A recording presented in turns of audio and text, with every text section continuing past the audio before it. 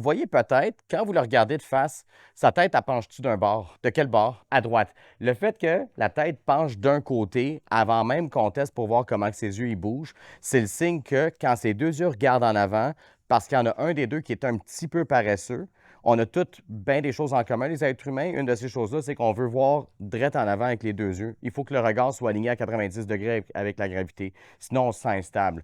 Donc, la stratégie du corps, quand les deux yeux ne bougent pas exactement ensemble, puis on le voit même avant de le tester, c'est qu'en fait, la tête va un peu pencher. Ça aligne le regard, ce qui fait que lui, il se sent parfaitement équilibré, mais pour se sentir équilibré, il faut que son corps se déséquilibre.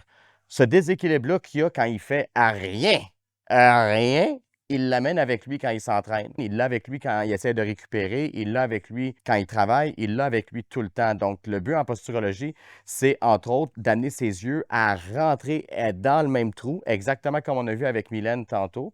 Je te compare à Mylène parce que, ben, elle m'écoute.